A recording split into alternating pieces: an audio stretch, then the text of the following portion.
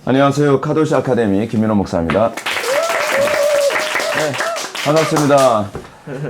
우리가 이번 시간에 우리가 청소년 용어 정리에 이제 16번째가 되죠.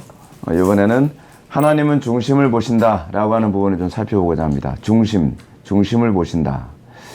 우리 하나님께서 중심 보신다는 얘기 많이 들어봤죠? 네. 예, 하나님 중심 보신다라고 얘기를 하는데, 중심을 보신다라고 하는 이 부분을 굉장히 악용하는 경우가 굉장히 많이 있어요. 그래서 주의 성수를 안 해도 하나님 중심 보시니까 내 마음의 중심. 근데 그 마음의 중심은 속이고 있는 것 같아요. 목사님 생각하기에는. 마음의 중심을 보신다고 하면서 오늘 기도를 못해도 하나님께서 중심을 보시니까 중요한 건 겉으로 보이는 형태가 아니라 외모가 아니라 중심이 중요한 거 아니냐. 그런 얘기 우리는 굉장히 많이 하지 않나요? 근데 이 얘기가 옛날부터 계속 나왔던 얘기예요. 초대교회 때서부터도 하나님 중심 보시니까 율법 안 지켜도 되고 하나님께서는 중심을 보시는 거지 행동을 보신 거 아니지 않냐. 그러면서 자꾸 양심을 속이는 일이 흔히 나타나긴 합니다. 요한계시록에 보게 되면은 이세벨의 가르침이라는 표현이 나옵니다. 이세벨의 가르침. 근데 이 이세벨의 가르침이 이게 하나님께서는 중심을 보신다라고 하는 이 말을 이런 식으로 살짝 틀어가지고 죄를 타협하는데 이렇게 활용한 그런 상태를 이세벨의 가르침이라고 얘기합니다. 그러니까 그 당시에 어떤 일이 있었냐면 이런 일이 있었어요. 하나님 말씀대로 살게 되면 돈벌이를 할 수가 없는 상황이었어요. 왜냐하면 그 당시에는 길드라고 하는 조합이 있었는데 그 조합에 가입을 해야 장사를 하고 돈벌이를 할 수 있었거든요. 근데 그 길드에 가입하려면 그 우상숭배자들하고 같이 신전에 있는 창기들하고 몸을 섞어야 되는 그런 상황이었어요. 근데 일단은 입에 풀칠은 해야 되겠고 먹고 살아야 되는데 이렇게 길드에 가입을 안 하면은 먹고 살 수가 없는 거죠. 그러니까 이 사람들이 뭐라고 얘기하냐면 이 이세벨의 가르침이라는 게 이거예요. 거짓된 선지자들이 이렇게 얘기하는 겁니다. 하나님께서 너희들 중심 알지 않냐. 너희들이 성경에 그만 일을 행동한다 할지라도 너희들 마음이 하나님께만 있으면 하나님께서 다 알아주고 더 이해하지 않겠느냐. 마치 이제 우리 청소년들이나 우리 대학생들이 학교 다니다 보면 이제 이런 일이 있습니다. 친구들과의 관계에서 야, 술 한잔 마셔. 근데 술 한잔 마시는 것도 어떻게 해야 하냐면 중심이 중요하다. 중요한 건 내가 하나님을 사랑하고 공경한다는 게 중요한 거지 술을 마셨느냐 안 마셨느냐가 중요한 건 아니다. 근데 이런 식으로 양심을 속이는 경향이 굉장히 많이 있습니다. 근데 이제 요한계시록에서는 이런 것에 관해서 뭐라 얘기하냐면 그러나 내게 책망할 일이 있노라. 자칭 선지자라는 여자 이세벨을 내가 용납함이니 그가 내 용도를 가르쳐 깨어 행음하게 하고 우상의 제물을 먹게 하는도다 라고 얘기합니다. 그러니까 하나님께서는 타협하는 걸 좋아해요? 좋아하지 않으세요? 좋아하지 않으시죠? 근데 인간은 오직 믿음이라는 그런 명분을 가지고 하나님 말씀을 적당히 타협하는 일을 이렇게 교묘하게 해냅니다. 자, 이런 궤변이 우리나라의 일제시대 때도 있었어요. 일제시대 때 어떤 일이 있었냐면 신사참배를 해야 되는 그런 강요를 일본으로부터 신사참배를 강요받았었죠. 그죠? 근데 신사참배를 강요를 받는데 신사참배를 안 하면 예배를 할 수 있어요? 없어요? 없어요. 신사참배를 하면 하나님께서 싫어하시죠. 그러니까 그 신사참배를 교묘하게 타협하는 목사님들이 뭐라고 얘기했냐면 중요한 건 마음의 중심이다. 신사참배 했다고 해서 우리의 마음이 우상숭배하는 건 아니지 않냐. 그냥 몸은 숙이지만 우리의 마음은 하나님께만 있으면 된다. 좀 그럴싸하지 않나요? 네. 예를 들어서 내가 이 여자하고 사귀는데 마음은 저 여자한테 있으면 되는 거 아니냐. 이런 말도 안 되는 그 궤변을 늘어놓는 거와 똑같은 거죠. 이런 식의 궤변인 거예요. 하나님과 우리와의 관계는 사랑의 관계잖아요. 그쵸? 근데 내가 우상을 숭배하면서 마음으로는 하나님 사랑하면 된다. 이런 식의 궤변을 늘어놓고 많은 성도들이 이 신사참배에 빠지게 만들었습니다. 근데 성경은 뭐라고 얘기하냐면 이런 이 자유에 관한 문제와 관련해서 이 자유로 육체의 기회를 삼지 말고 오직 사랑으로 서로 종노릇하라 라고 이렇게 가르치고 있습니다.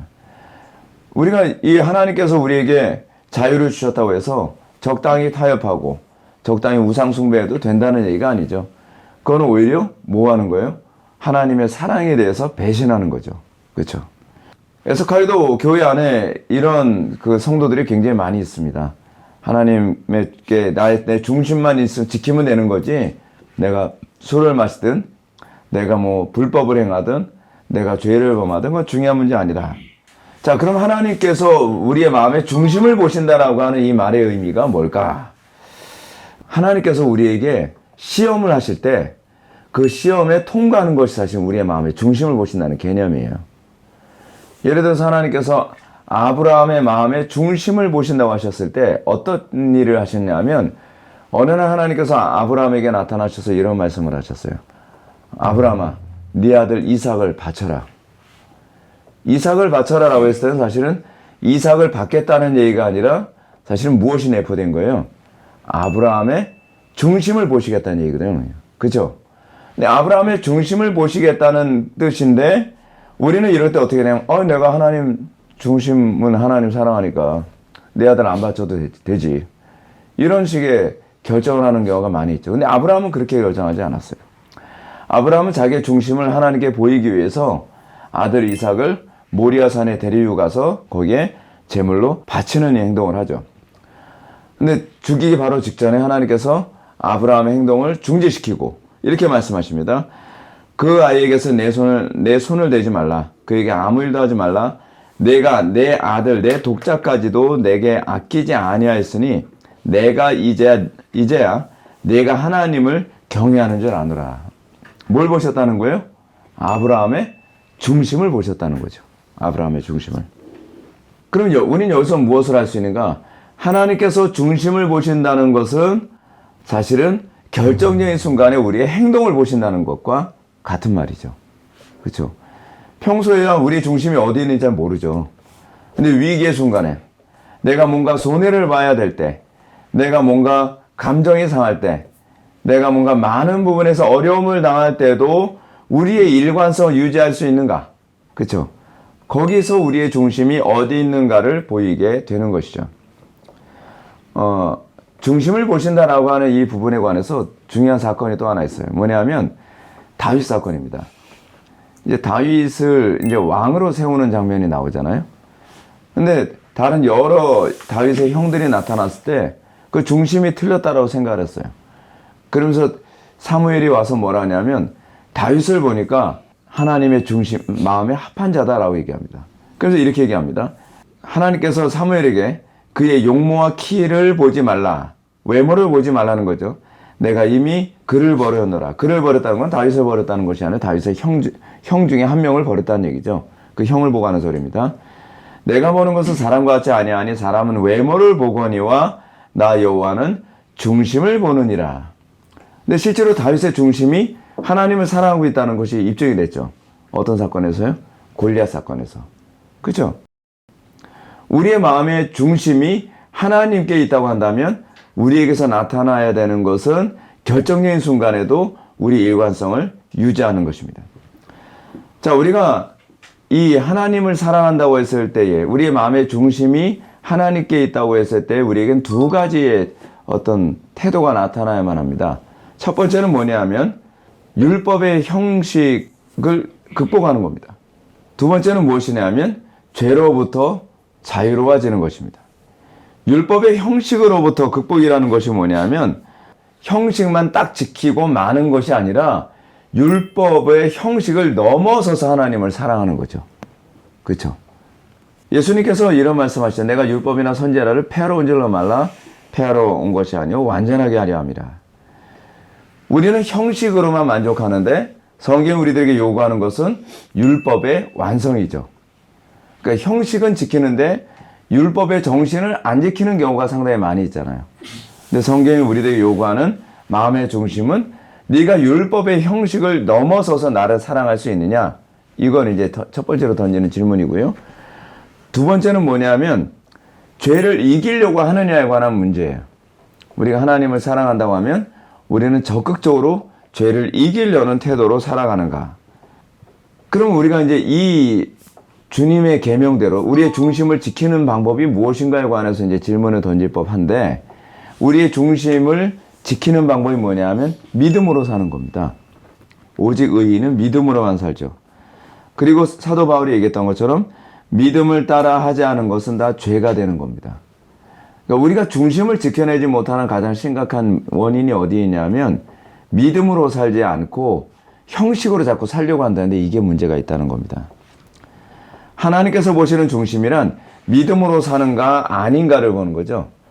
아브라함이 자기 아들 이삭을 바칠 때는 그게 결단력 가지고 한 게 아니잖아요. 그렇죠? 하나님을 믿었기 때문에. 히브리서 기자는 뭐라고 얘기하죠? 이는 하나님께서 아들 이삭을 죽은 자 가운데서 살릴 것을 믿었기 때문이라고 얘기하고 있어요. 그 중심을 보신다는 것은 항상 믿음으로 행하고 있는가, 믿음 없이 살아가는가. 그러니까 예배를 우리가 하는 것도 그렇죠.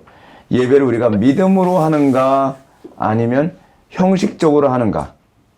우리가 기도도 믿음으로 하는가, 아니면 형식으로 하는가. 하나님께서 항상 모든 관계 안에서 그걸 보신다는 사실입니다. 그래서 하나님께서는 우리가 믿음으로 살아가는지 아닌지, 우리의 중심이 믿음으로 사는지 아닌지를 알게 하기 위해서 하나님께서 우리에게 시험을 하시죠. 예. 그게 이제 신명기 8장 2절에서 나오는 얘기인데, 하나님께서 이스라엘 백성들을 광야 가운데에 생활하게 하시고, 그리고 광야에서 걷게 하시고, 그리고 만나만 주신 이유를 뭐라고 얘기하냐면, 내 마음이 어떠한지, 그 명령을 지키는지 지키지 않는지 알려 하심이라. 뭐죠? 중심을 보려 하시는 거죠. 중심을 보려 하십니다. 우리가 살아가면서 우리가 광야처럼 힘든 상황에 처하게 됐을 때는 우리가 딱 감을 잡아야죠. 아, 하나님께서 나의 중심을 보려고 하시는구나. 하나님께서 이런 상황에서도 내가 어떻게 행동하고 어떻게 반응하려고 하는가를 보시려고 하시는구나. 우리가 그것을 생각해야만 합니다. 그래서 우리가 하루를 살아가면서 순간순간마다 내가 믿음으로 살아가는지, 내가 일관성 있게 살아가는지, 편할 때야 믿음으로 사는 것처럼 행동을 하는데 어려운 일이 있어도 그 일관성을 지켜나가고 있는가. 그죠? 코로나 사태 때 예배하는 그런 모습도 그렇잖아요. 뭐 편할 때야 다 예배할 수 있죠. 근데 정부에서 예배하지 마라, 뭐하라, 뭐 이런 상황이 있을 때도 우리가 예배를 하는 행위에 일관성이 있는가, 없는가. 하나님께서 그거 보시려고 코로나 사태를 벌린 거라고 생각을 하거든요. 하나님께서 중심을 보신다고 하는 얘기는 무슨 얘기예요? 어떤 상황에서도 일관성 있게 하나님을 기쁘시게 해드리려고 하는 삶을 살아가느냐에 관한 문제입니다. 자, 한번 정리해 볼까요? 하나님께서 중심을 보신다는 말의 정의. 하나님께서 중심을 보신다는 말은 하나님께서 우리를 고난 중에 그 고난 중에도 사랑의 고백을 하는가를 기대하는 것. 네, 이것이 하나님께서 우리의 중심을 보신다는 얘기입니다. 네, 오늘 강의는 여기까지 하겠습니다. 감사합니다.